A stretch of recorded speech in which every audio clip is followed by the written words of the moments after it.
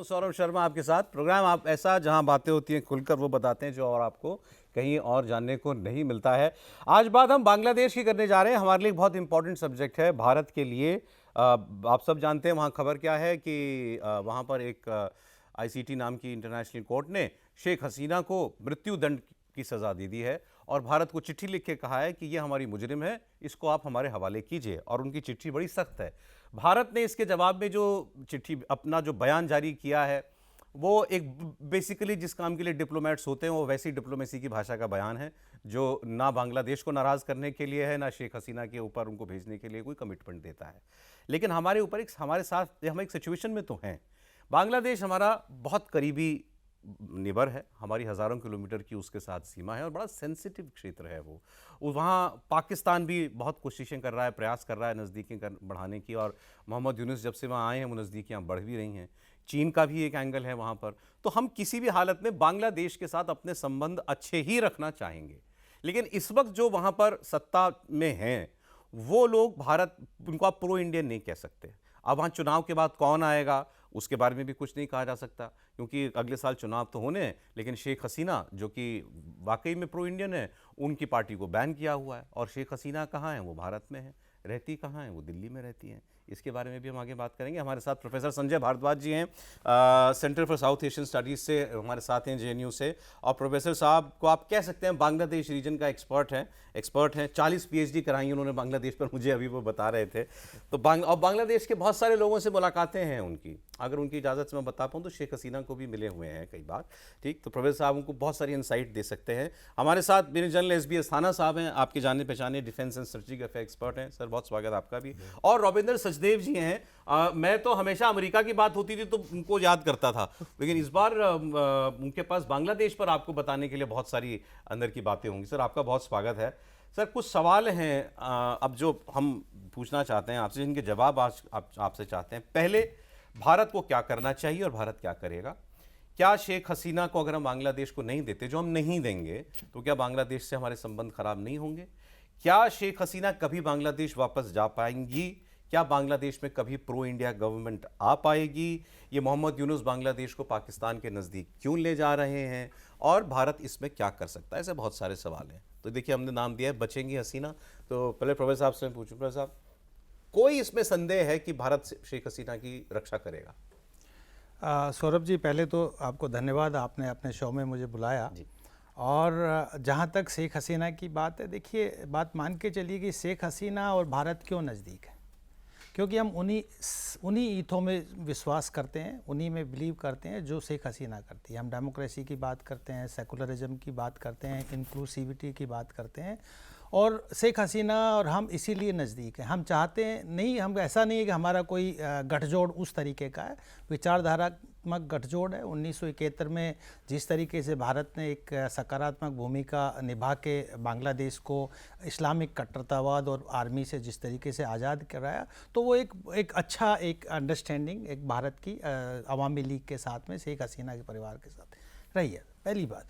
दूसरी बात कि वो बचेंगी कैसे जाएंगी, देखिए एक बात ध्यान रखिए कि 1947 में जो ईस्ट पाकिस्तान था वो चला गया, वो बाय डिफ़ॉल्ट चला गया या कुछ इस तरीके के की पॉलिसीज़ बनाई कि माउंटबेटन या हमारा कुछ हुआ कि वो चला गया। लेकिन उनमें एक सबसे बड़ी बात थी कि आप पहले मुसलमान हैं कि पहले बंगाली हैं। वो मुसलमान बन के चले गए, लेकिन उन्होंने तुरंत कहा कि नहीं, हम मुसलमान जरूर पहले, लेकिन पहले हम बंगाली। जब पाकिस्तान से अलग हुए तो ये सवाल था, पहला सवाल था 1952 में कि हम पहले बंगाली हैं फिर हम मुसलमान। अच्छा। और उन्होंने अपनी बंगाली राष्ट्रवाद को, अपनी बंगाली पहचान के लिए 1971 में इतनी बड़ी लड़ाई लड़ी कि मुझे नहीं लगता दुनिया में किसी ने लड़ी।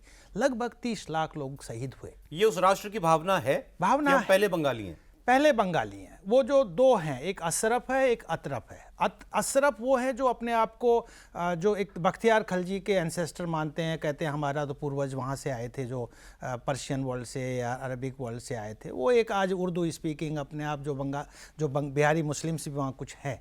एक बड़ा जो तबका है जो कहता है हम बंगाली हैं, the soul of tiller of the soil basically, कि वो एक बहुत बड़ा है और उसको रिप्रेजेंट करती है अवामी लीग। वो लड़ाई बंगाली राष्ट्रवाद में विश्वास करने वाले, उस अस्मिता को विश्वास करने वालों में की लड़ाई थी। देखिए लड़ाई थी 1947 की फोर्सेस जो टू नेशन थ्योरी की बात थी, और 1971 की फोर्सेस जो बंगाली राष्ट्रवाद, सेकुलरिज्म, इंक्लूसिविटी की बात करती थी। तो आप मान के चलिए कि जब वहाँ पर बंगाली अस्मिता पर अटैक हुआ, बंगालियों ने रिवोल्ट किया। 1952 में किया, 1971 में किया, पाकिस्तान से आज़ादी ली, लड़के आज़ादी ली, 9 महीने 30 लाख लोग शहीद हुए, 3 लाख से ज़्यादा महिलाओं का वहाँ उनके साथ में बलात्कार हुआ। फिर मुजीबुर रहमान को असैसिनेट किया 1975 में, फिर से दोबारा से चेंज कर दिया, कॉन्स्टिट्यूशन ही बदल दिया। इस्लामिस्ट लोग थे, वो इस्लामिस्ट थे बेसिकली, विचार वही था पाकिस्तान के नज़दीक कि बंगाली राष्ट्रवाद को बांग्लादेशी बना दिया, उसका कोर इस्लाम हो गया। प्रियम्बल के टॉप पे लिख दिया बिस्मिल्लाहुर रहमानुर रहीम, special solidarity with Islamic world, secularism को हटा के ऑलमाइटी अल्लाह रख दिया, और फिर इरशाद आया, उसने कहा कि Islam will be the state religion. फिर दोबारा से बंगाली खड़े हुए, उन्होंने कहा नहीं। फिर 89 में जामदानी रिवॉल्यूशन हुआ और डेमोक्रेसी रीइंस्टेट हुई। खालिदा जिया आई क्योंकि उसके सोशल कॉन्स्टिट्यूएंसी आर्मी था, लेकिन 1996 में फिर शेख हसीना पावर में आई। और आप देखिए कि फिर 2001 से 2006 के बीच में जब बीएनपी और जमात का गठजोड़ था, पूरा पाकिस्तान बना दिया बांग्लादेश को, बिल्कुल इस्लामिक पाथ पे चला। जो हम अभी देख रहे हैं ये पहले भी हो चुका है, बिल्कुल लगभग हो चुका था, लगभग था। 2001 से 2000 से क्या नहीं था वहाँ, कट्टरतावाद, सारे के सारे हुजी भी बहुत एक्टिव था, बांग्ला भाई एक्टिव था। फिर दोबारा बंगाली खड़े हुए 2006 से 2008 के बीच में, और मैं कहूँगा कि उस वक्त बांग्लादेश की आर्मी ने बहुत सकारात्मक भूमिका निभाई कि एक तरीके से जितने भी टेररिस्ट, एक दिन में 6 इस्लामिस्ट टेररिस्ट ग्रुप को हैंग कर दिया। 2008 में चुनाव हुआ, मैनेज किया, शेख हसीना सत्ता में आई, और 2008 के बाद से जिस तरीके से वहाँ पे विकास की गंगा बही, जिस तरीके से सेकुलर डेमोक्रेटिक फोर्सेस आगे बढ़ी।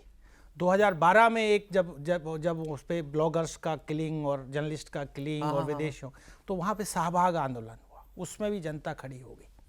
जमात इस्लाम को बैन किया, जितने भी जो 71 के कोलैबोरेटर्स थे, रजाकार, अल बदर, अल शाम, इस्लामिक छात्र शिविर, जमात इस्लाम, उनके कार्डर को एक को ये आईसीटी के माध्यम से 2009 में कॉन्स्टिट्यूट। ये बड़ा इंटरेस्टिंग है, आईसीटी जिसने भी शेख हसीना को सजा दी है, ये शेख हसीना का ही बनाया हुआ है। सौरभ जी, मैं ये बात कहना चाहता हूँ, वो शेख हसीना का बनाया हुआ है, लेकिन वो 1971 के कॉज के लिए बना था। वो इस कॉज के लिए नहीं था। इसका मिस इंटरप्रिटेशन, गलत इंटरप्रिटेशन आज किया जा रहा है, क्योंकि वो सिर्फ 71 का ट्रायल करना मुझे था। आपसे बात करके एक संतोष इस बात का हुआ। मैं एक्चुअली ये सोचता रहता था कि ये कैसे हो सकता है कि एक देश जो इतनी जुल्म जाती, जिसने सही 3 लाख महिलाओं का, बेटियों का बलात्कार जहां हुआ, 30 लाख लोग जहां शहीद हुए, कहा कि ब्रीड बदल देंगे, ब्रीड रेस बदल देंगे, कहते थे, बंगालियों की रेस बदल देंगे। पाकिस्तानी सैनिक ये कहते थे इनकी नस्ल बदल देंगे हम, इनको मतलब पंजाबी फौज जो है इनको ये बना, हम इनको पंजाबी बना देंगे।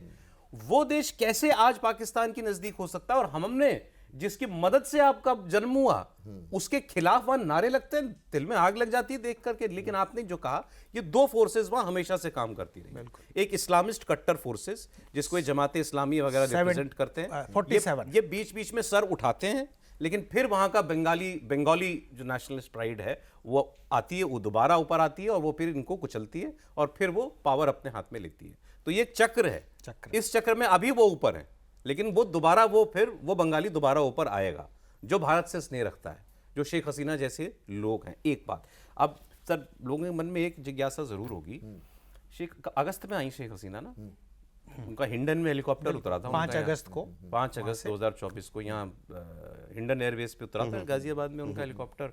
कहते हैं वहाँ पर हमारे एनएसए साहब भी थे, और फिर उनको पूरा एक सेफ रूट दिया गया। दिल्ली में, मुझसे कोई पूछता है दिल्ली में कहाँ रहती हैं, तो मैंने भी पता किया, बताते हैं दिल्ली के एक 5 स्टार होटल में उनको एक बहुत सुरक्षित सेफ हाउस दिया गया है, वहाँ वो रहती हैं, और बड़ी आज़ादी से रहती हैं दिल्ली में, बाहर जा सकती हैं, वो मार्केट वगैरह भी जा सकती हैं, मतलब she is a free person. Khan market जाती हैं वो, हुमायूं मकबरे में कई बार लोगों ने उनके साथ सेल्फी ली है।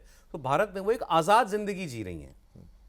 अब भारत जो उनके लिए इतना कर रहा है, आपको बांग्लादेश की चिट्ठी की मैं भाषा बताऊं?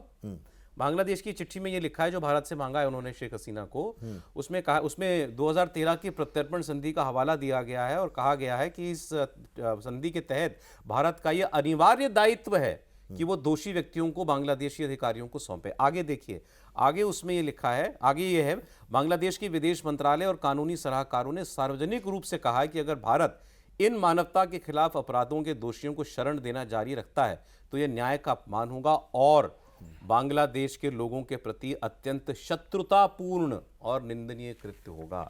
वो कह रहे हैं आपने शेख हसीना नहीं दी तो आप हमसे दुश्मनी करेंगे।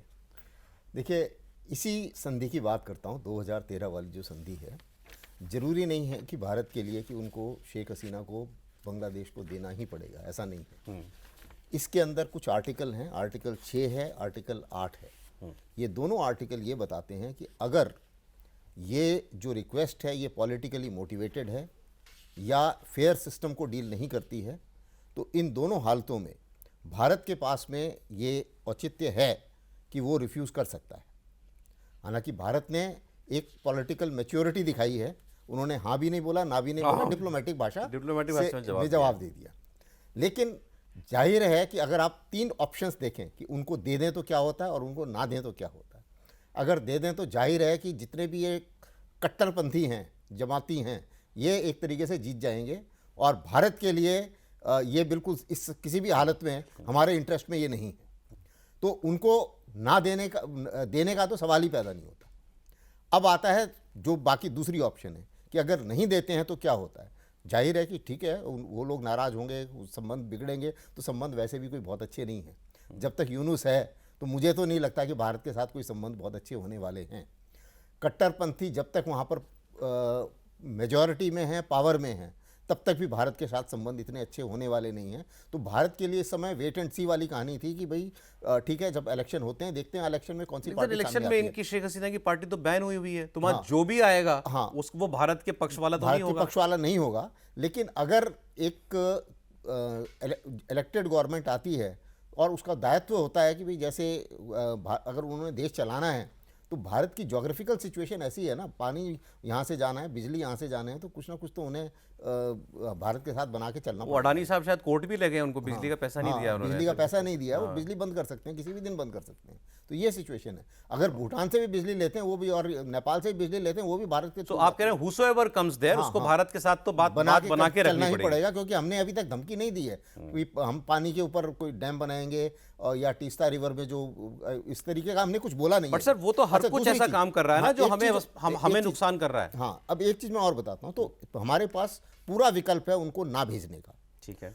तीसरा एक और विकल्प आता है, उसके अंदर है कि अगर आप डोमेस्टिक ट्रायल करें तो डोमेस्टिक ट्रायल के लिए भी एक ऑप्शन है, लीगल ऑप्शन है, लेकिन डोमेस्टिक ट्रायल हमें सूट नहीं करता। कारण क्या है कि सबसे पहले तो सारे जो एविडेंसेस है वो तो वहाँ हैं। अच्छा, दूसरी चीज़ ये है कि ये जो ट्रायल है ये शैम ट्रायल है। इसको यूनाइटेड नेशन ने भी क्रिटिसाइज़ किया है। क्यों क्रिटिसाइज़ किया है कि देखिए, किसी भी कहीं पे वर्ल्ड में किसी को भी अगर आप मौत की सज़ा देते हैं, उससे पहले आपको फेयर ट्रायल देना पड़ता है, उसको एक अपॉर्चुनिटी होनी चाहिए क्रॉस एग्जामिन करने के लिए। ठीक है। इन एब्सटेंशिया आप ये कभी किसी को दे नहीं सकते, क्योंकि क्रॉस एग्जामिन तो आप कर ही नहीं पाए ना किसी को। तो इस तरीके से ये फेयर ट्रायल नहीं है, और इस फेयरनेस का, क्योंकि ये क्रॉस एग्जामिनेशन का अपॉर्चुनिटी नहीं मिली, ये सफिशिएंट रीजन है भारत को ना भेजने। चलिए ठीक है, आपने 2-3 बातें क्लियर कर दी हैं। एक तो कि हाँ, हम लीगली भी हमारे पास वो हैं संधि के लूप होल्स जो हम ना दें तो हम पर कोई वो आरोप नहीं लगा सकते। और दूसरा, भारत वेट एंड वॉच की पॉलिसी में है कि देखें वो आगे क्या कहते हैं। हम नई शेख हसीना अगर उनके हैंड ओवर करेंगे तो वो क्या करेंगे, फिर इलेक्शन। अच्छा, ये पहले तो ये सवाल चल रहा है सर, ये मोहम्मद यूनुस जो है वो इलेक्शन कराएगा भी कि नहीं कराएगा। वो लोग तो कह रहे हैं कि वो तो प्रेसिडेंट बनना चाहता है। मैं तो कभी कहीं पढ़ रहा था, इनके कोई एक प्रेसिडेंट हैं और ये जो है उनको मैसेज जो है कन्वे करा चुके हैं कि ये शहाबुद्दीन चुप्पू कि साहब आप जाओ और मैं राष्ट्रपति बनना चाहता हूँ, ऐसा वो शायद कन्वे कर चुके हैं। So he doesn't want to quit. वो ग्रामीण बैंक में भी क्विट करने की हैबिट नहीं थी, इसीलिए शेख हसीना तो वो छोड़ना नहीं चाहता ना, छोड़ना ही नहीं चाहते है। या multiple things, Yunus definitely yes, ये नॉर्मल ह्यूमन साइकोलॉजी भी होती है, एक बार पावर के आसपास आ जाओ, आप पावर आसानी से छोड़ना नहीं चाहते, राइट। इलेक्शन शायद होंगी, जो चांसेस दिख रहे हैं फरवरी 26 में समथिंग, क्योंकि देखिए जो बाकी लोग हैं वो भी तो पावर में हिस्सा चाहते हैं ना। जो बीएनपी है, जो मेन ऑपोजिशन पार्टी थी अवामी लीग की, जमात है जो, ओके और ये जो स्टूडेंट्स ने भी नई पार्टी अपनी बनाई है एनसीपी करके, I think national citizens party, वो लोग भी तो पावर के अंदर अपना स्टेक चाहते हैं, तो वो पुश करेंगे इलेक्शंस को। तो इलेक्शन शायद होंगी फरवरी, नहीं तो मार्च, नहीं तो अप्रैल, उस हिसाब से।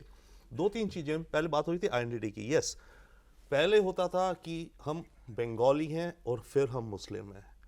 अब जो भारद्वाज साहब बात कर रहे थे वो रिवर्स हो गया है कि हम मुस्लिम हैं एंड बंगाली हैं। बांग्लादेश के अंदर मेजॉरिटी अगर जो हमें दिख रहा है इस समय, वो तो यही दिख रहा है ना कि आइडेंटिटी उनकी ये बनती जा रही है कि हम प्राइमरली मुस्लिम, बिल्कुल। हम सॉफ्ट हों या रेडिकल हों बात अलग है, पर मुसलमान हैं एंड देन बंगाली हैं। इसमें एक चीज़ ऐड कर दूं आपकी बात में बस, कि ये जो इलेक्शन होने वाले हैं, इससे पहले वो जमात इस्लामी ने वहाँ ये मांग रखी हुई है कि पहले आप एक रेफरेंडम कराइए ताकि हम बांग्लादेश को एक शरिया देश बना सकें। पहले वो ये चाहते हैं करना। श्योर, वो आगे वाले हैं, राइट, बट फिर भी उसी तरफ टिल्ट हो रहा है ना सारा ना। जहां तक बात रही आईसीटी की, एंड बाय द वे एक चीज है, शेख हसीना डेफिनेटली सेकुलर थी, हार्ड लाइन थी अगेंस्ट रेडिकल्स, बट ये अथॉरिटेरियन भी थी, डिक्टेटोरियल भी थी, राइट। तो इन्होंने काफी, इनके रेजिम ने काफ़ी कदम उठाए हैं, किडनैपिंग्स हुई हैं, किलिंग्स हुई हैं पिछले 15-1 साल में, पर ये बांग्लादेश में साइकिल थी।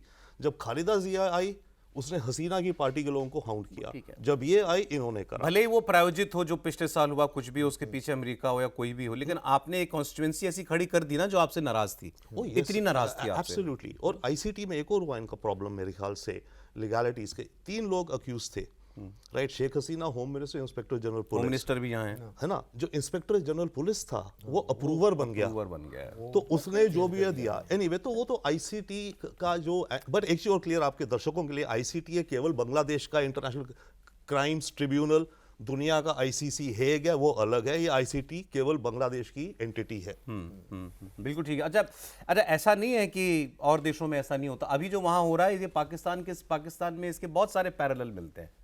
पाकिस्तान अपने एक प्रधानमंत्री को फांसी दे ही चुका है, भुट्टो, जो आपको जुल्फिकार अली भुट्टो को दिया था। तो इनके दोनों, उसके बाद के 2 पॉपुलर लीडर नवाज शरीफ और बेनज़ीर भुट्टो, दोनों को सजाएं हुई, दोनों को देश के बाहर जाना पड़ा, और दोनों उसके बाद देश वापस जा भी पाए। और हुआ क्या, नवाज शरीफ का केस में पढ़ रहा था, कहा साहब बाहर जाना पड़ेगा, 10 साल के लिए बाहर रहना पड़ेगा, लेकिन वो 7 साल में वापस आ गए, क्योंकि कुछ ये जो अरब कंट्रीज़ थी, इन लोगों ने मुशर्रफ के साथ बैठ के उनके लिए सेटलमेंट करवाई। ऐसा कोई नहीं है जो इनके लिए ये काम कर सके। मतलब भाई, शेख हसीना वापस अपने सुरक्षित अपने देश वापस जा सके, दुनिया के कोई मुल्क नहीं है, भारत भी उनमें से एक होगा, जो इस तरीके का वहाँ कोई समझौता कराए, या मतलब कि भाई आप ठीक है इनको जाने दीजिए, बांग्लादेश में रहने दीजिए। देखिए सौरभ जी, मैं थोड़ा सा उसको दूसरे, किसी की ज़रूरत नहीं है बांग्लादेश में। ये बंगाली वापस से रिवोल्ट करेंगे, अनफिनिश्ड रिवोल्यूशन है, ये दोबारा से रिवोल्ट करेंगे। आज भी आपको कई सर्वे हो चुके हैं, आज भी अवामी लीग की पॉपुलैरिटी बांग्लादेश में 30% से ऊपर है। इलेक्शंस हुए, आप 2008 का इलेक्शन देखो, 2001 का इलेक्शन देख लो, 96 का जो जीतने वाली पार्टी है उसको 37-38% वोट। इमरान खान से पॉपुलर कौन है पाकिस्तान में? वो जेल में पढ़ाई, लेकिन वो जेल में पढ़ाई हुआ है ना। बिल्कुल पढ़ा हुआ है, लेकिन मैं 2-3 बातें इसमें जो देखो आपको जोड़ना चाहता हूँ। पहली बात की, ये वर्डिक्ट किसके रिजीम में आया? मोहम्मद यूनुस का मैंडेट था इलेक्शन कराना, ट्रांजिशन करना और डेमोक्रेसी को रीइंस्टेट करना। वो लेकिन उस मैंडेट पे काम नहीं कर रहे, वो मैंडेट दूसरे पे काम कर रहे हैं। जुलाई चार्टर जो आप कह रहे हैं, इस्लामिक चार्टर बनाने की बात है, उसको आप रेफरेंडम से आगे करिए। और दूसरा, चार्टर की सारा जो रिफॉर्म्स है, constitutional reforms, text book reforms, father of the nation को चेंज करना, सारे के सारे काम जो पॉलिसी रिलेटेड है वो काम कर रहे हैं। शेख मुजीब को विलेन बना रहे हैं, बना दिए। जो आपका वो दर्जा था उस आदमी का जो हमारे देश में गांधी जी का है, बिल्कुल, उसको आप विलेन बना रहे हो, उसकी मूर्तियां तोड़ रहे हो, उसका घर तोड़ने के लिए बुलडोजर लेके चले गए। 32 जो धनमंडी उनका जो घर था, उसको बिल्कुल रात को बुलडोजर चलाए हैं। आज रात को मैं कह रहा हूँ, वहाँ 4 बुलडोजर लेके पहुंचे हैं। बिल्कुल, ये कौन लोग थे? ये कौन थे? ये जो एंटी मुजीब फोर्सेस हैं, जो वो कौन है? वो वही हैं जो बांग्लादेश को आजाद नहीं चाहते थे, वो कोलैबोरेटर्स थे। ये लोग क्या चाहते हैं? ये क्या चाहते हैं? आज भी ये चाहते हैं कि हम फिर से पाकिस्तान के साथ चले जाएं। बिल्कुल बिल्कुल, उनका जो अलाइनमेंट है आज भी, आपको मैं बताता हूँ, एक बड़ा तबका है जो बिहारी मुस्लिम्स हैं, आज भी उन्होंने बांग्लादेश की सिटीजनशिप नहीं ली। बड़ा मतलब कि वो कुछ पॉकेट्स में है, कुछ लोग हैं, लाखों में ही हैं, ज़्यादा नहीं है, आज तक बांग्लादेश की सिटीजनशिप ले रही। बोले 1947 में हम पाकिस्तान के लिए आए थे, अब हम बांग्लादेशी कैसे बन जाएं, और आज तक वो उनको कहते हैं स्टैंडर्ड पाकिस्तानी। तो देखिए ये विचार बांग्लादेश में जमाते इस्लाम बहुत स्ट्रांगली वहाँ पर पाकिस्तान के विचार को आगे बढ़ाता है। शेख हसीना ने कौन सी कॉन्स्टिट्यूंसी ज्यादा मजबूत है, वो प्रो पाकिस्तान वाली या ये प्रो सेक्युलर और पहले बंगाली आइडेंटिटी कोई वाली? कंपैरिजन नहीं है, प्रो पाकिस्तानी बहुत कम है, कम है। सिर्फ वो क्या है कि उसको ग्लोरीफाई करते हैं। आज के दिन क्या हो रहा है, देखिए पिछले साल कामयाब कैसे हुए? मैं आपको एक बात बताता हूँ। देखिए कामयाब इसलिए हुई क्योंकि इंटरनल रिजेंटमेंट था, वो इकोनॉमिक और कोटा इश्यूज था, सोशल इश्यूज थे, फ्रस्ट्रेशन हर देश में होता है, ये होता है। उसको सपोर्ट जो मिला, जिसने हाईजैक कर लिया, वो जमात इस्लाम ने कर लिया और supported by Pakistan and then deep state of America. It is open truth that everybody knows. तो जब आप इंटरनेशनल पावर्स और पाकिस्तान और रेडिकल्स मिलके अगर उसको हाईजैक कर लेंगे मूवमेंट को, और ये बात गलती हुई है। देखिए शेख हसीना ने गलती किया है लास्ट मोमेंट पे कि उसको कोहर्सिव मेजर से, उसको बंदूक से उस प्रोटेस्ट को दबाने का प्रयास वो तो किया तो वो बैकफायर एक बात होता है, लेकिन मेरे समझ में नहीं आया। पाकिस्तान का तो मैं समझ सकता हूं, उसका तो दर्द है, मेरा देश था टूट के अलग हो गया। पर अमेरिका को एक सेक्युलर गवर्नमेंट से ज्यादा एक कट्टरपंथी इस्लामिस्ट लोग पसंद आ रहे हैं। देखिए अमेरिका जो है, अमेरिका दो ही फॉर्मूले पे काम करता है। उनका जब अपना स्ट्रेटेजिक इंटरेस्ट होता है तो वो डेमोक्रेसी और ह्यूमन राइट्स को भूल जाते हैं। उनका अपना strategic interest bay of Bengal में है। चाइना का जिस तरीके से प्रभाव म्यांमार में बढ़ रहा है, बे ऑफ बंगाल में बढ़ रहा था, चाइना में म्यांमार इकोनॉमिक कॉरिडोर जो कांपाऊ पोर्ट बनाया है, वो उससे बहुत अनकंफर्टेबल था। They wanted a port in Saint Martin port in bay of Bengal, और कोशिश 1971 में की, 1998 में सोफा के माध्यम से की, और दोबारा से जो शेख हसीना कह रही थी एक white man is asking A base, white man is asking for an island, कुछ आइलैंड, वही सेंट मार्टिन आइलैंड। तो अमेरिका को अगर आइलैंड दे देते और काम हो जाता। मोहम्मद यूनुस भी नहीं दे पा रहे हैं। आपसे बात करके सर आज बड़ा सुकून मिल रहा है। उन्होंने कहा कोई कंपैरिजन नहीं है, प्रो बांग्लादेश नेशनलिस्ट फोर्सेस वो तबका बहुत मजबूत है और बहुत बड़ा है।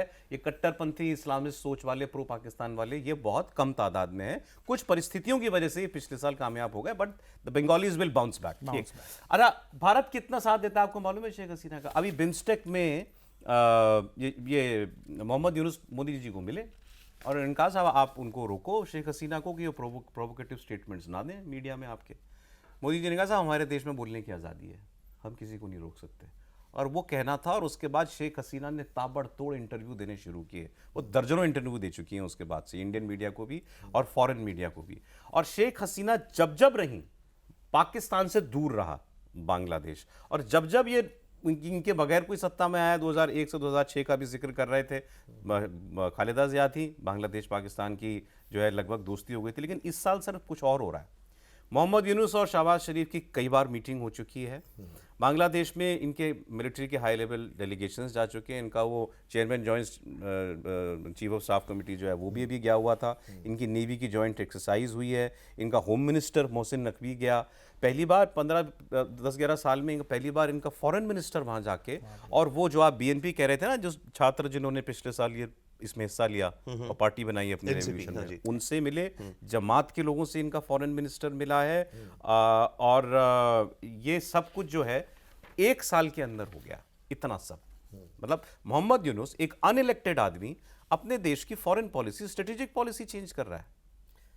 बिल्कुल, जो जिस चीज़ के लिए वो आया था और जिस बिहाफ पे वो आया था, यानी कि एक तरीके से ये हमें मानना पड़ेगा कि उसको पैराशूट करके अमेरिका से वहाँ डाला गया, तो जाहिर है कि किसी न किसी पर्पस से डाला गया। दूसरी चीज़ ये है कि वो वही बात कर रहा है जो जमाती चाहते हैं, जो पाकिस्तान चाहता है। और अभी उसी चीज़ को मैं जोड़ूंगा जो अभी बता रहे थे प्रोफेसर साहब। देखिए, पहले हम बोलते थे कि बिग पावर कंटेस्टेशन जो है वो बाकी जगह हो रहा है, अब ये साउथ एशिया में भी शुरू हो गया, और बांग्लादेश एक इसका बिग पावर्स प्लेग्राउंड। हाँ, बिग पावर प्लेग्राउंड। क्यों? क्योंकि अमेरिका को ये लगा कि अगर बांग्लादेश में हमारा फुटहोल्ड होता है तो हम दोनों को कंट्रोल कर रहे हैं, दोनों को के लिए हम परेशानी बन रहे हैं। चीन के लिए भी परेशानी है, भारत के लिए भी परेशानी, और इसलिए Bangladesh all of a sudden important बन गया। और ऑल ऑफ अ सडन उनको ज़रूरत पड़ी कि यूनुस को वहाँ पर पैराशूट करके बैठा दो। तो यार उनको चाइना कंटेन करना है तो हमारा साथ देना, हमें मजबूत करें। हाँ हाँ, वो बात सही है। लेकिन इसी बीच जो कुछ भी हुआ वो तो किसी और दिन बात करेंगे। अपने और ट्रम्प साहब के जो ट्रम्प साहब नाराज बैठे हैं, और ट्रम्प साहब तो मोहम्मद यूनुस से भी नाराज है। उनको कहा था जब ट्रम्प अभी उसी चीज़ को मैं जोड़ूंगा जो अभी बता रहे थे प्रोफेसर साहब। देखिए, पहले हम बोलते थे कि बिग पावर कंटेस्टेशन जो है वो बाकी जगह हो रहा है, अब ये साउथ एशिया में भी शुरू हो गया और बांग्लादेश एक इसका बिग एग्जाम्पल पावर्स है। प्लेग्राउंड। हाँ, बिग पावर प्लेग्राउंड। क्यों? क्योंकि अमेरिका को यह लगा कि अगर बांग्लादेश में हमारा फुटहोल्ड होता है तो हम दोनों को कंट्रोल कर रहे हैं, दोनों को के लिए हम परेशानी बन रहे हैं। चीन के लिए भी परेशानी है, भारत के लिए भी परेशानी है, और इसलिए Bangladesh all of a sudden important बन गया और ऑल ऑफ अ सडन उनको ज़रूरत पड़ी कि यूनुस को वहाँ पर पैराशूट करके बैठा दो। तो यार उनको चाइना कंटेन करना है तो हमारा साथ देना, हमें मजबूत करें। हाँ हाँ, वो बात सही है। लेकिन इसी बीच जो कुछ भी हुआ वो तो किसी और दिन बात करेंगे। अपने और ट्रम्प साहब के जो ट्रम्प साहब नाराज बैठे हैं, और ट्रम्प साहब तो मोहम्मद यूनुस से भी नाराज है। उनको कहा था जब ट्रम्प इलेक्ट हुए थे तो कहा था कि सूर्य ग्रहण लग गया अमेरिका पे, ये बात बोला यूनुस ने वो ट्रम्प क्या नहीं पे। ट्रम्प के लिए अब 2016 में ये जब तो बाइडेन का पपेट माना जाता हाँ, है। ये डेमोक्रेट्स बाइडेन एंड बिल्कुल, ओबामा, बाइडेन डेमोक्रेट्स का का ही था, पपेट। उसी के नोबेल टाइम पे प्राइज हुआ भी था। नोबेल उसी के प्राइज टाइम भी पे हुआ था। डेमोक्रेट्स ने दिलवाया है। उसी के टाइम दुनिया भर में जितने लोग ज्यादा डेमोक्रेसी लिबरलिज्म करते हैं ना, ये सबसे ज्यादा खतरनाक काम कर जाते हैं। नहीं सर? बिल्कुल।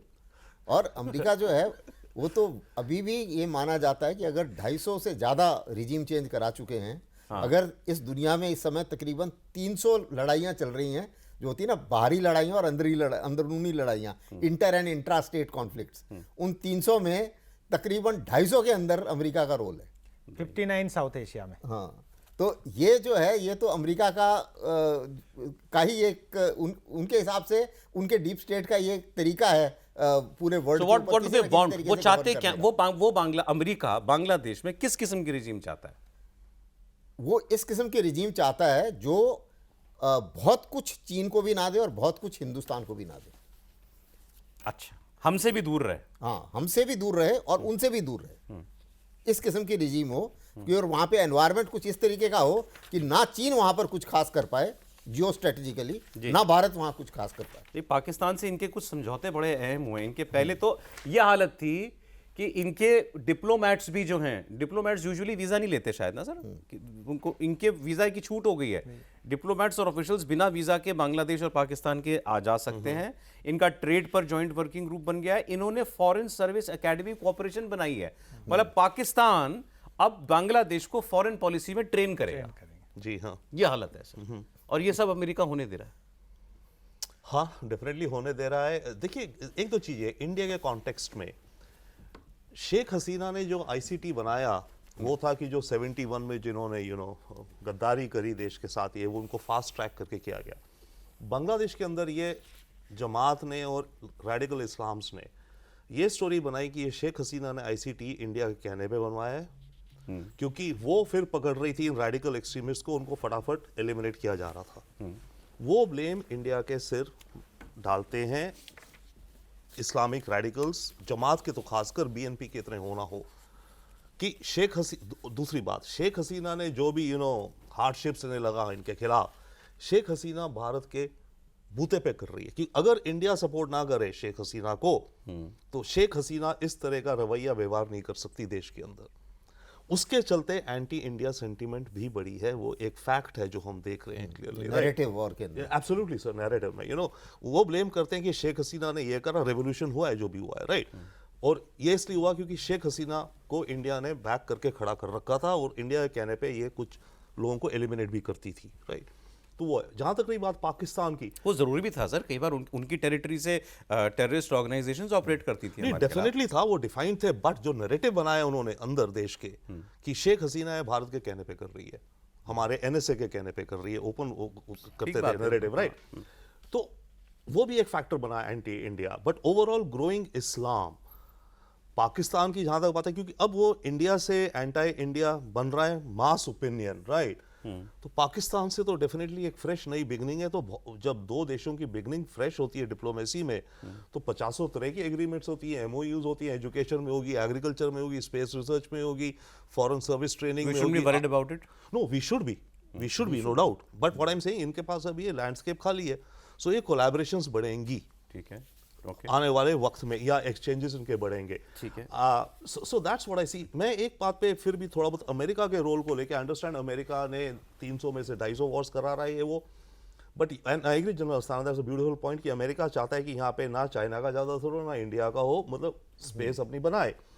बट मुझे एक चीज़ जो समझ नहीं आती वो ये है कि ये मार्टिन आइलैंड अगर दिया नहीं शेख हसीना ने अमेरिका को, जो मांग रहा था, तो क्या अमेरिकन इंटेलिजेंस इतनी विफल है कि उसे ये नहीं पता कि अगर हम हसीना को हटवा देंगे तो आने वाले तो फिर कट्टर इस्लामिक है। वही तो पूछ रहा था। हाँ नहीं, पर वो point I understand, I come to that, right sir. So okay, and but the point for that you are saying is that कि यस, कट्टर इस्लाम के साथ अमेरिका डील करता है, नो डाउट, बिल्कुल डील करता है, बट मेरे को ये भी लगता है कि जरूरी नहीं है कि अमेरिका, मेरे को ये ज़्यादा लगता है कि अमेरिका की इंटेलिजेंस फेलियर है अगर इन्होंने शेख हसीना का तख्ता पलट करवाया, दैट्स माई परसेप्शन।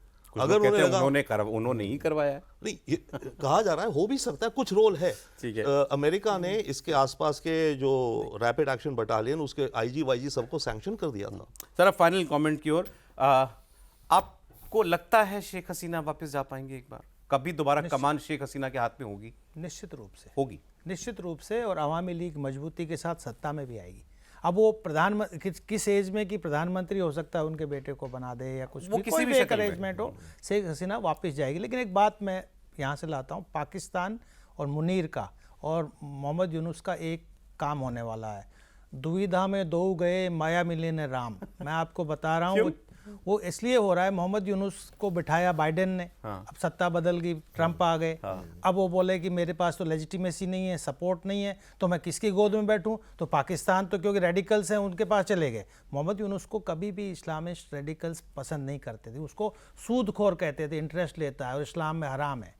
लेकिन आज उनको भी ज़रूरत थी, उनको भी ज़रूरत थी कि यू, तो उसमें क्या, उसमें मैं पाकिस्तान की गोद में बैठ गया, जमात के गोद में बैठ गए और चाइना चला गया। सबसे पहला जो विजिट हुआ मोहम्मद यूनुस का वो चाइना हुआ। वही हाल मुनीर का हो रहा है कि अच्छा चाइना को हमने ग्वादार दे दिया, तुम पास नहीं ले लो, अमेरिका पास नहीं वाला पोर्ट दे दो। यानी कि ये जो कर रहे हैं कि हमारे को जो पर्क्स खाने दो, हमको सत्ता में बैठ, मुनीर वहाँ पाकिस्तान में एंजॉय करे, इधर